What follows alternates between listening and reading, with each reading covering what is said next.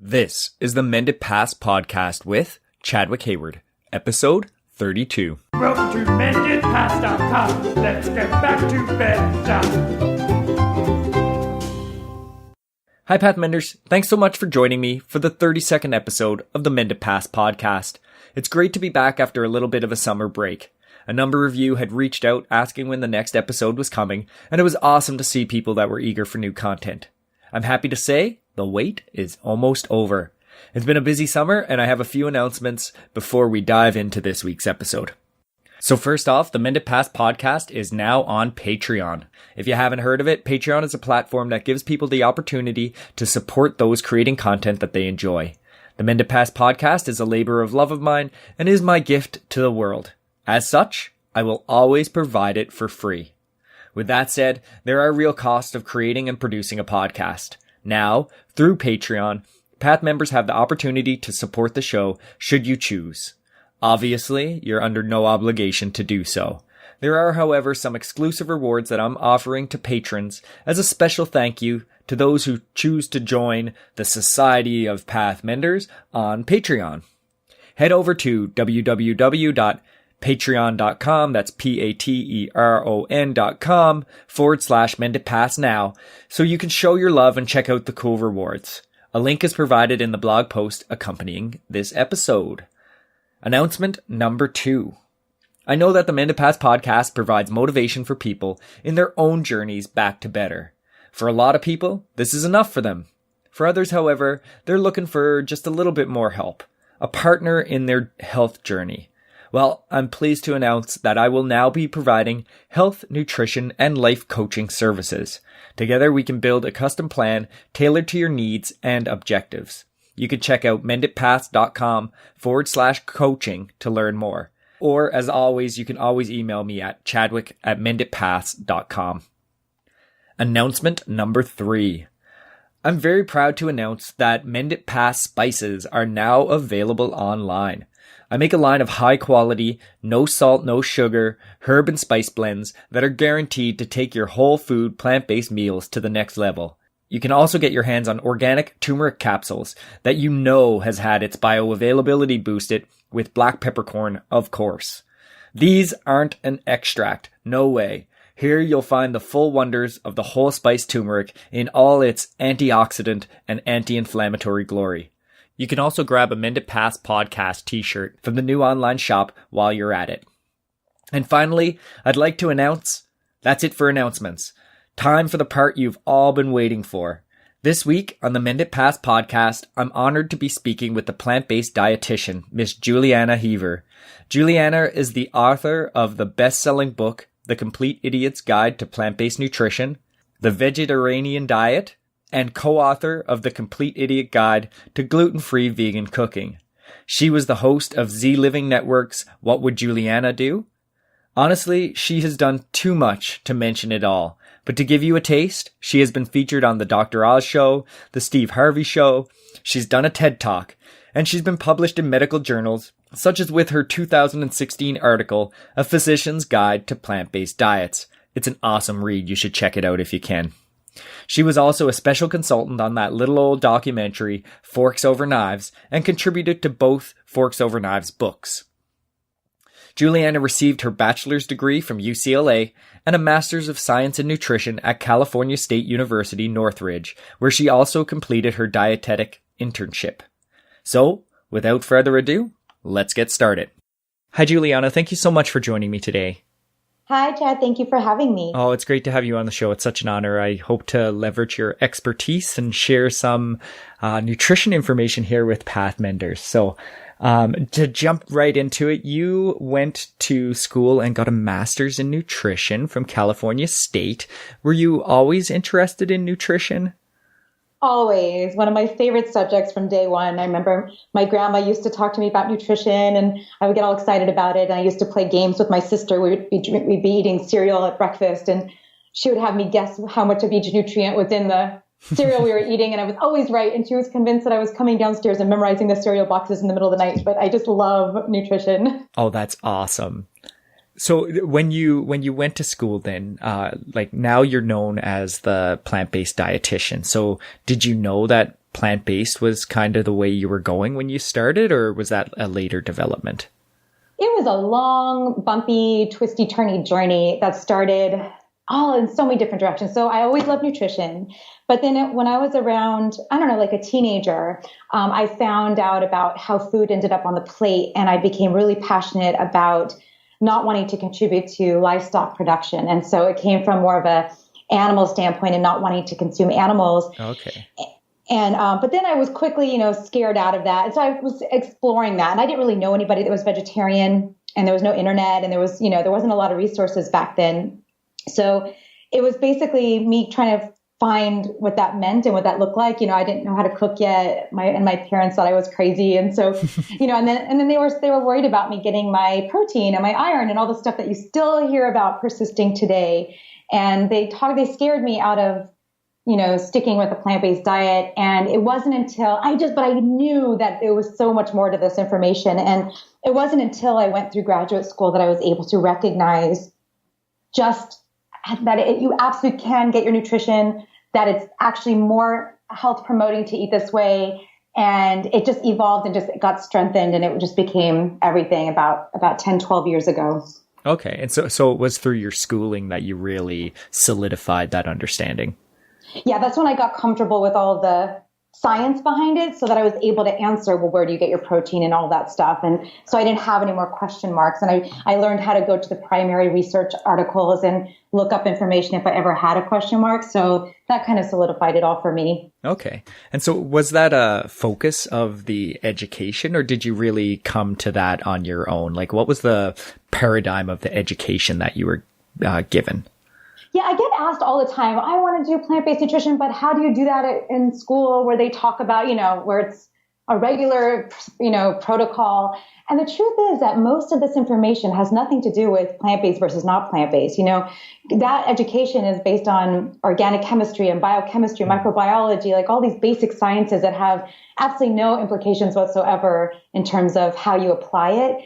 And everything that I teach now is completely in accordance with the USDA guidelines. Like everything is all in alignment. You meet all the same nutrition guidelines.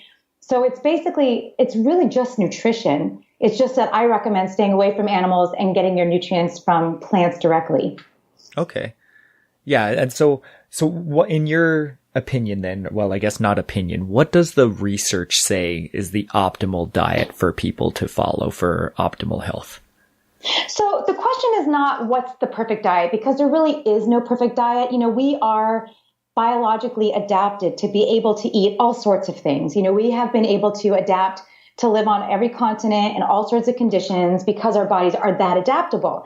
But what we see in terms of, what's happening over the last century, especially when we started introducing these large portions of animal products and highly processed foods, that our bodies don't withstand that so well. So we can get away with all sorts of stuff until we're in our, after our reproductive prime. So once you're in your 40s and 50s, then your body just you don't need to survive anymore. Nature doesn't need you around anymore. So that's when we start breaking down. And this whole thing of chronic disease has just absolutely flipped on its head. It used to be, I think less than 100 years ago, we died mostly of infectious diseases. And now it's the numbers have literally flipped. And now infectious disease is the opposite of chronic disease. And people are sicker, fatter, more in pain, just because of our diets over the last really 50, 60 years. Okay. And so then if all these chronic conditions are resulting from diet, are you a person that says to just add more of good things, or do you also say these are things you should avoid, or like how do you balance that adding, subtracting type relationship? It's a good question, and there's a lot of different answers to that. There is absolutely no question that eating more whole plant foods is healthier. And the more health promoting, nutrient dense foods you eat, the more vegetables, fruits, whole grains, legumes, nuts, seeds, herbs, and spices that you put into your life, the more nutrition and the more disease fighting elements that you're putting into your body. At the same time, what happens is when you swap that out, you're getting rid of these disease promoting compounds that are found in animal products and processed foods. You know, all the saturated fat and heme iron and new 5GC and TMA or carnitine, all these different compounds that you're getting from the animal products, all the sugars and stuff you're getting from the processed foods. When you replace that with nutritious, disease-fighting nutrients and phytonutrients and fiber that are found exclusively in whole plants, that's a win-win situation. So ideally, you're eating only whole plant foods, and you know that's ideal. I mean, in terms of what you said, the research, it does look like when they compare omnivore to a pescatarian to a vegetarian to a vegan diet, the less animal products in the diet, the healthier the outcomes. It seems to be across the board. Okay. And I know, like, with animal products, if you're eating them, you're risking not only getting the things that are naturally present in there, so the hormones and the saturated fat and the cholesterol, but you're also exposing yourself to toxins and parasites. And do you have those same kind of concerns if you're eating more from the plant kingdom? Oh yeah, no, you get to get rid of all sorts of zoonotic diseases and all these, you know, that's one of the other perks. I think of it as a perk of eating plants, is that you could leave your food out for longer. You could be in the sun for longer. You don't have to worry about contamination, not even close to as much. I mean, that was a big, you know, we studied that a lot in graduate school, and it's a perk that you don't have to think about it as much. It's just so much easier because most of those diseases, you know, or, you know, opportunities for foodborne infections are due to the animal products. It's definitely much better in the plant world. And I guess that from a scientific perspective, that would be because the bacteria and viruses are in the animals already, which are closer to our kingdom, whereas things that attack plants wouldn't necessarily be able to attack us as readily. We're too far apart. No, what it really is, most of the time it has to do with bacteria that gets in usually from feces, from runoffs. A lot of the times that there's contamination in plant foods, it's due to runoff from a factory farm or sludge or stuff that's been found because of factory farming. So it's the bacteria itself it's where it ends up that you can consume it, where the problem normally is. Okay. And so it would be topical contamination. So rinsing your fresh fruits and produce would work. Sometimes there's so many different types of diseases like that. Yeah. I'm far more concerned about what happens with the animal products themselves and what they do in a chronic sort of basis. Those infectious types of things are a concern, but it's nothing compared to the millions of people that die all the time from long-term use of these animal products, just in terms of the food itself, not just necessarily the infectious potential that goes along with it. Yeah, the chronic diseases that crop up from long-term use. Literally diet is now the number one cause of death and disability in the United States. It's surpassed smoking. Which is crazy. It's crazy. So, you literally are what you eat, and we are literally dying from our food. It's just unbelievable. Yeah. So I know you advocate for a whole food plant-based diet, and we want to focus on the whole as much as possible, but our culture really does still delineate, I guess, back to the macronutrients, and people want to focus on that. So if we can talk about those for a little bit, there's a lot of misconceptions about protein and protein requirements, and people think you need to be overloading your body. What does the science say about how much protein is needed in a diet? The only way we've ever been able to extend lifespan in everything from yeast to primates is by restricting essential amino acids. So the only way to increase lifespan that we know of in terms of food is by having less protein. And people are so concerned about getting enough protein. In my 23 years in the health and fitness industry, have never seen a protein deficiency. And I speak to physicians all the time, same thing. It just doesn't exist. If you're eating adequate calories, you can't get deficient in this macronutrient. It's a macronutrient. It's not a food group. So, there is so much confusion about this, and it all starts with the marketing, and it all starts with, the recommendations, government recommendations, where you look at my plate and it's got, 4 little things inside this plate. It's got, It's like, that song, one of these things is not like the other, because you've got grains, which we all know what grains are. We all know what vegetables are. We all know what fruits are, but protein is not a food group, and it just stands out like a sore thumb. And so there's a lot of misinformation out there, and people are really all consumed with getting protein, but it's not something to be concerned about. We're getting way too much protein. That's the problem. I know in the past there was a lot of talk about protein combining, and the science is really coming back, saying that actually may not be a good thing now. It never was a thing. It was actually someone invented this in a book and a magazine. I don't know which came first. It was either Diet for a Small Planet, Francis Morlepay, but it was also in like a popular magazine. I'm actually forgetting. I just put that in my new book. But we couldn't figure out which came first because they were both kind of playing off each other. But Frances Morlepay actually retracted her statement later. It never really came out of science. It was an idea.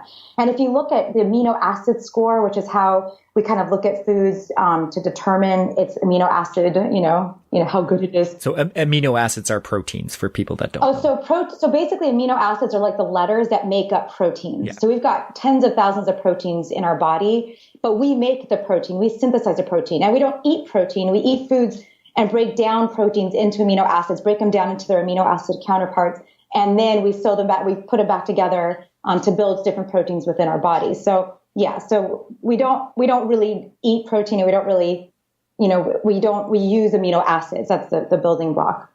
Yeah. And so, but there's typically, like with animal-based foods, they are kind of complete proteins where they're lacking one of those amino acids, whereas plant foods are usually they're missing one of those amino acids, right?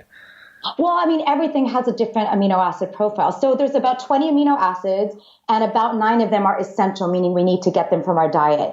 And, you get different ones from different places. There's different combinations depending on what you're eating. But the truth is that we don't need to have, all of them all the time or at the same time, like that whole concept of food combining. But what I was going to say is if you look at the amino acid profile or scoring, if you compare a potato to 90% lean beef, and you consume enough calories of all potato in a day versus all the calories from the lean beef in a day, the potato actually has a better amino acid score than does the lean beef, which is kind of surprising. And that's related to its density as well, right? Its caloric density? No, it's not. It's not related to the density. Nope. Okay. It's just related to the different types of amino acids and just the profile and the overall profile. Oh, that's awesome. So jumping to carbohydrates, I know there's a lot of confusion around that as well, where people kind of lump them all into the same baskets, but a carb isn't a carb. Right. I mean, this is what I'm trying to do with all of my books and journal articles. Like my mission right now, my lectures, everything I've been focusing on is to get rid of this language. If we could stop using carbs, proteins, and fats as descriptors, it would change the research. It would change people's understanding because, again, a carbohydrate is not a food group. It's one of those 3 macronutrients. And, the problem with the research, like when you say the whole saturated fat is bad compared to carbs, and they lump all the carbs together. But if you look at actually what they're looking at highly refined processed foods that are high in carbohydrates, like sugars and flours and stuff like that. Yeah. But the question has to be compared to what? So if you look at foods that are really high in carbohydrates naturally, vegetables, fruits, whole grains, and legumes, those are 4 of the healthiest foods you could possibly put in your body. They're like, have the most nutritional bang for your caloric buck, and they have the most phytonutrients and fiber of all those other foods. So you can't compare a 3-bean chili to, a Snickers bar. They're just completely different universes. Yeah, so the processed food is disassociated from all the fiber, and they've pulled all the nutrients away from it. Right. Yeah. Yeah, I mean, it's a complete, you just can't compare. The question has to be compared to what when we look at this analytically. Yeah. And so I guess just to touch on it then, the last one is fats. So obviously not all fats are equal either. Correct. There's different types of fats. They're fatty acids. There's only 2 categories that we know are considered essential from the diet. Those are the polyunsaturated omega-3s and omega-6 fats. And, we can get those plentifully in plants. And then the saturated fat, which is found, we can get them in plant foods, but they're found especially concentrated in animal products. And in plants, they're especially concentrated in the tropical oils like coconut oil. But those saturated fats, we have, 60, 70 years of good data that high intake of saturated fat is linked clearly to elevated cholesterol, cardiovascular disease risk, type 2 diabetes risk, obesity risk, like directly tied from saturated fat. So, it's a problem. And that's why all this stuff comes out and they have these research articles saying, oh, saturated fat is fine, butter is back. Yeah. Yeah. And it's because you're comparing it to refined sugars and flours. Of course it looks bad. It looks as bad. And it really isn't. Even the American Heart Association, who is, got all sorts of sponsors and not, they're not an unbiased they're not like, holistic and all that. They're the American Heart Association. On their website, it states that they recommend no more than 5 to 6% of total calories coming from saturated fat. Well, an average vegan that's not consuming coconut oil and all that is getting about 5 to 6 to 7% of their calories from saturated fat. If you add one serving of animal product or tropical oil, you're going to bump that above and you're going to put yourself at a risk for cardiovascular disease. Oh, wow. Is there a lower tolerable limit? Like, is there an amount that is you need? I guess it's not an essential fat. So exactly. You can. It's not essential. We do not need saturated fat. We make it ourselves. And that's why we get it mostly from animal products, because it's made in their body and that's what people are eating. Yeah. Okay. Are there any particular plants that you recommend people avoid? Avoid plants? Yeah. What? What are you talking about? No, I mean, except for the tropical oils, I use them for my skin and my hair, but I don't recommend ingesting those. But other than that, I mean, have fun. There's a whole exciting world of delicious plant foods and opportunities to combine them in culinarily very diverse and exciting ways. So I like people to just explore. And I feel like, I grew up on the standard American diet and, the center of the plate was a hunk of meat with a little bit of vegetable on the side that was never cooked well. And this is an opportunity to go, wait a second, what if we reverse that? And what if we get all exciting and make bowls and soups and salads? And there's like so many opportunities that it just expands your vocabulary, your culinary vocabulary by leaps and bounds. Yeah, it's not the same meat and potatoes all the time. Right. Yeah. So I guess the general rule is, as long as it's not processed, like eat a whole coconut, but don't eat coconut oil. Yeah. And I wouldn't eat too much of the coconut itself, but yeah, I mean, definitely to eat the intact version. Yeah. I mean, variety is important, and, eating as close to whole as possible, because the processed foods I don't consider a whole, you could cut a carrot and call it processed. So there's a whole spectrum of processed, and minimally processed. Minimally processed, you could say, and there's all sorts of ways to say it.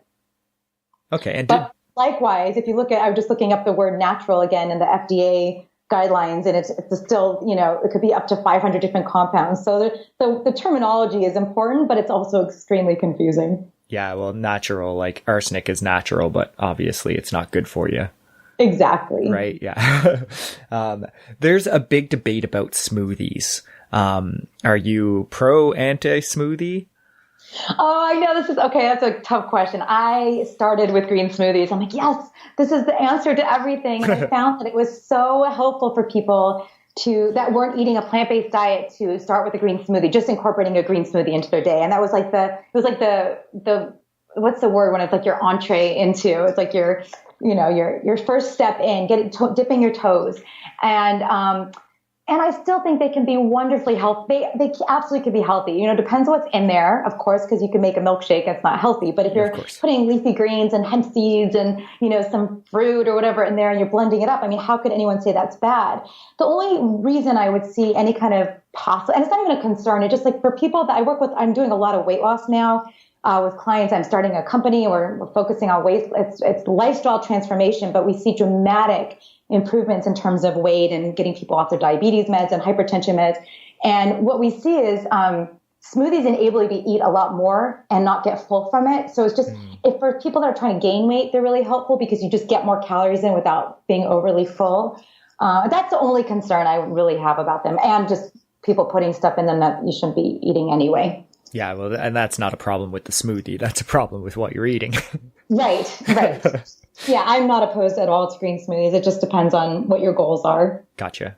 Yeah, it's a way to pack down calories for sure. And given that it's already essentially pre-chewed, the gastric emptying would probably be much quicker than if you were to eat the same contents, right? Yeah, I mean, if you look at, I have videos of me stuffing my blender with as many greens, as much food as I could, and being so proud that I would get all that in. But then I realized, oh my gosh, I wasn't able to lose weight, and I was like, oh, this is getting really frustrating. And I realized I couldn't chew through all that. That would take me all day to chew through that whole blender. So once I started chewing it instead, it made a significant difference for me. Okay. and for a lot of my clients as well. So use smoothies, but don't make it a part of your day necessarily unless you're trying to gain weight. It depends. I mean, if you compensate for that, it just depends. There's so many variables. If you're going to have a green smoothie, and I mean, it just depends on your whole day. So generally speaking, they can be absolutely nutritious, and you can make them fit into your diet if you want to. Okay. Say it like that. That's a great cover your bases response. Thing. So let's talk about supplementation, because obviously if you're eating a whole food plant-based diet, there are some supplements that you absolutely need to have, like B12, and then there are some that you may need to have. What are ones we should be thinking about? Yes, I'm begging everyone that's on a plant-based diet exclusively, and everyone that's over the age of 60 has to take a vitamin B12 supplement. And we just did the calculations for a recent article that came out in the Journal of Geriatric Cardiology. And the best way to absorb B12 is to take either 50 micrograms twice a day, 150 micrograms once a day, or 2,500 micrograms once a week. And we recommend cyanocobalamin form of B12. And it's very, very important because, B12 is made by microorganisms in the soil. It's not inherent in the animal product, except for like ruminant animals actually have all that bacteria in their rumens, and that's how they have all the B12. But it's found in the soil, and the animals eat it, or we eat it if we don't clean our foods. But I don't like to bite into soil and dirt, so we wash our food. So we absolutely do need to get it, and you can get it. There's some in fortified foods like plant milks and nutritional yeast. But because so many vegans are popping up as deficient in B12, and it's so cheap and safe and effective to just pop a supplement, I highly recommend everyone just do it and not have to worry about it, because you won't see it in your blood work until it's too late most of the time. Yeah, and you can't get too much of it, so there's no risk of over consuming. Yeah, I think the idea that because it's a water-soluble vitamin, I don't think there's ever been a case of reported toxicity. I've not seen one. And so it is a very safe nutrient to take. Excellent. Are there any others we should be thinking about? So interestingly, and not exclusive to plant-based eaters, is the vitamin D conundrum. So worldwide, all of a sudden, in the last, few years, it's kind of become the vitamin du jour, but it kind of looks like around the world, we've got this like vitamin D deficiency. And this has nothing to do with our diet. We're supposed to get vitamin D from sun, but a lot of people stay out of the sun. A lot of people are afraid of the sun. A lot of people wear a lot of sunscreen. A lot of people are indoors a lot. There's all these different variables that come into play for vitamin D. So I just recommend people get tested instead of blindly supplementing. You can take about 2,000 IU a day of vitamin D. That's safe too, but it is a fat-soluble vitamin, so you don't want to overdo it. So I just have my clients get tested for their D levels, and if they're deficient, then I have them supplement. And there's all sorts of ways to supplement, but that's the other one. And then the other thing that's interesting is that actually there's a new study that just came out today about omega-3 fats, but we get our omega-3 fats on a plant-based diet from things like one form of the omega-3 fat called ALA. So from stuff like hemp seeds and flax seeds and chia seeds and walnuts and stuff like that. And we convert it in our bodies to EPA and then to DHA, longer chain fatty acids. But what they found is that vegans don't have as much of those longer chain converted fatty acids as do people that eat fish, because the fish are doing all the conversion for you. So because we don't know if there's any implications, because vegans tend to have lower incidence of cardiovascular disease and even Alzheimer's and stuff like that have been linked to omega-3 fats, we just started recommending supplementing with the EPA DHA. Linked to omega-3 fat deficiencies, right? Yeah. Possibly. Not okay. Just associations with the nutrients. Okay, I just wasn't sure if if you said that it was like just the link to it of having more of them would be associated with these things, or having less of it would be associated. Right, and we don't know. That's the thing. We don't know the answer to that. We've seen those nutrients linked in some mechanisms with those, just those pathways in the body. So there's just a lot of question marks right now. And you don't want to go tell people to have fish because, fish has all the added pollutants, and every person, even my parents would drive me crazy. I always have them get their mercury tested because they'll have fish even once a week and they have elevated mercury levels. So there's all this stuff in the fish, but also just a study came out today that, omega-3 supplements they may help reduce your risk of cardiovascular disease, but they don't actually help manage once you have the cardiovascular disease risk factors. So the research is just really burgeoning, and I'm just having people take a plant-based microalgae formula sometimes just to cover our bases and make sure. Yeah. And so that's the preformed EPA and DHA.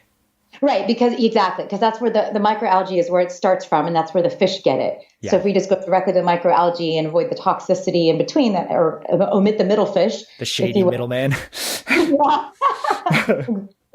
I also, just to finish that up, I'm sorry. I think that because of our soil conditions and stuff like that, like I am kind of worried a little bit about iodine and selenium, just because, not everyone's eating Brazil nuts and not everyone's eating sea vegetables. So, sometimes I recommend to my clients to take just a nice, gentle kind of multivitamin just to cover all those little trace minerals. But it's not something that's necessarily a concern. It's just something to be aware of, Yeah.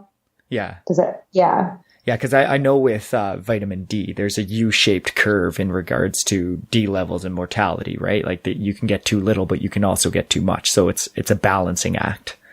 Yes, it really is. And on one hand, it's definitely a balancing act that we need to be aware of.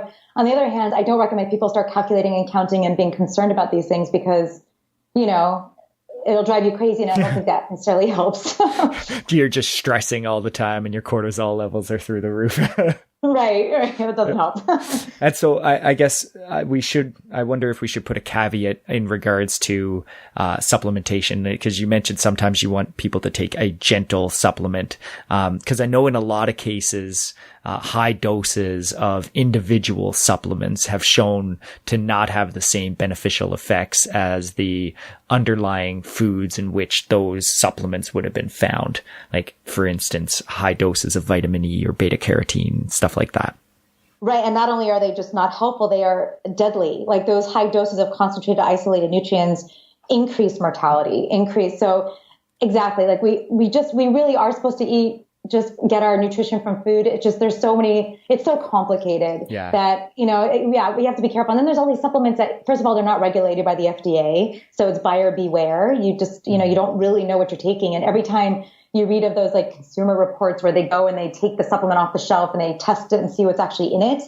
And it's never what it says on the bottle, and there's additives or there's not this much and there's more of it. So it's really I really am uncomfortable recommending supplements because we don't really know what we're getting, and we don't know what we're taking. Yeah. So it's kind of a real murky, frustrating field. Well, and at the end of the day, I think they say the average person gets something like 8,000 different chemicals in their diet just from like the chemicals in food. So supplementing with even a handful in a multivitamin, you're barely scratching the surface compared to what is normally in a diet. Right. I mean, there's just so many factors. And if you think about how everything is synergistic and, this one compound interacts with this compound, which interacts with your body a different way, that's just so complex. And, we hardly scratch the surface on what we understand about that whole process. It's fascinating, but it's really complicated. Yeah. Okay, let's dive into some specifics. So in general, we want people to follow a whole food plant-based diet with as minimally processed. Are there any specific recommendations that we want to give people at various stages in their life cycle? For instance, if someone's pregnant or for infants and children? Yeah, I mean, gosh, I have a chapter for like each section of that in my book, because there are certain things to be aware of. It doesn't change that dramatically, really, because essentially, we just need to, if we're pregnant or breastfeeding, you just need a little bit more of certain things. So, you're going to eat a little bit more. But then the problem is that so many people, our biggest problem right now is that people are eating too much. And so it's like, it's become, even like pregnancy has become kind of like a gateway for obesity. That's a big issue that my business partner is writing about in his new book that with an obstetrician. But so there are different considerations. There is like the folate that we need for pregnancy, and there's, I could go on and on about each nutrient, each population, but it could take forever. Okay. At the end of the day, eat whole plant foods. It really is that simple. Yeah. As complicated as we can get with each nutrient and micromanaging everything, the more you eat a whole food plant-based diet, the less your risk for chronic disease. And that's the most important thing. And I recommend everyone just errs on the side of less. We eat so much and so often, and we're constantly in the fed state. That is our biggest problem right now in healthcare. That is our number one problem, is that we're just eating too much or eating too much of the wrong foods. And so would you consider someone that is already eating a whole food plant-based diet a part of that same population that's just eating too much in general, or? I would. I can't tell you how many people come to me that are having a hard time losing weight, even eating a whole food plant-based diet, because they're eating too much. I mean, it's a big problem. And it's, you know, we're seeing all this interesting overfed on the wrong foods, but it's becoming increasingly a problem. I don't know if you saw the article, I'm sure, in the New England Journal of Medicine a few weeks ago, that now it's 2 billion people in the world are overweight or obese. Yeah. Like 1/3 of the world population is overweight or obese right now. And so if I could caution, and the other thing is, like, with veganism specifically, it's very interesting because it used to be where you had to eat a whole food plant-based diet when you went vegan. Like there was no, choice. And now it's anything you could eat, I could eat vegan. And you look at these burgers that are on the market and these plant-based, bacon, cheese, cookies. I mean, there's all sorts of stuff now. It's just as bad for you. And I'm so worried that it's going to pollute our research and we're not going to see all these benefits of eating a whole food plant-based diet over the next generation. So yeah, it was the same parallel with gluten, right? Like originally gluten-free back in the day, you had to eat healthy, but now everyone has a gluten-free version of something that's terrible for you. Yeah, and gluten is not even an issue for most of the population. That's become an overhyped thing too. And the reason people feel better on getting off gluten is because they're not eating processed, cookies, cakes, and breads and, all that stuff. So that's a whole other thing. But yeah, I mean, there's so much, you could do anything now. The processed food market is really ingenious at marketing. I mean, I've seen water with protein infused in it. I mean, it's so crazy nowadays. And so we have to be really careful. We have to really just go back to eating real food from the ground. Do you have a recommendation in regards to cooked versus raw? I do. They're both really important. I mean, I'm impressed with people that are, doing 100% raw. It's very hard to do 100% raw, but I think we need both raw and we need some cooked foods. You can survive on all raw, but it's a little harder. And I don't think it's necessary because I haven't seen any research showing that a raw diet is healthier than a whole food plant-based diet, including some cooked foods. I mean, there are some nutrients that are better enhanced and better absorbed when they're cooked, like certain carotenoids and, certain nutrients that actually get enhanced by cooking. And, if you think about soup where you're, cooking out some of the nutrients into the broth and then you're consuming the broth and, that's all really wonderful part of a healthy diet. So you can do, 50, 75% of your diet from, raw foods. You're getting plenty of those, wonderful nutrients before they get depleted. But I think it's good to have a combination, a little bit of cooked food as well. It's just easier to get, like starchy vegetables and starchy whole grains, stuff that's really good for satiety, are easier to get to consume cooked for most people. How much raw sweet potato can you really consume? Right. Yeah, I've never even tried to have raw sweet potato. Have you? I have. It's good. You can, cool. I've spiralized it and put it on a salad and it's like crunchy but again, you wouldn't want to eat I will eat 3 sweet potatoes cooked, but a little bit of a sweet potato raw. Yeah, right. Okay, I got to try that. But yeah, exactly my point. In fact, I had 3 sweet potatoes, I think, yesterday, maybe 2.5 big ones. Oh, that's awesome. But yeah, I don't know about the raw. So yeah, exactly. I mean, if you think about sprouting your grains, to get those grains in, it's a long process to sprout them, and it takes a lot more chewing than if they're just cooked. So I mean, you can do it, but you don't have to do it. Okay. And so my last question is one I always ask my guests. If you had one piece of advice for a path mender that's sitting on the fence or just starting their transition, what would that advice be? Have fun. Enjoy the journey. It really is, you can look at it 2 ways, and everyone's so scared of it or intimidated by it or don't understand how it works. And it really is much simpler than it sounds. And it should just be fun. Like what is that caviar lentil? What is that, raw sweet potato? Like what are those things that I haven't tried yet? And just think of it as fun and have a good time on it because it should be fun. Life is short. We got to enjoy our food, and food should be a pleasurable, experience. And there's nothing negative. There shouldn't be anything negative associated with transitioning to a whole food plant-based diet. It's just a beautiful, exciting journey.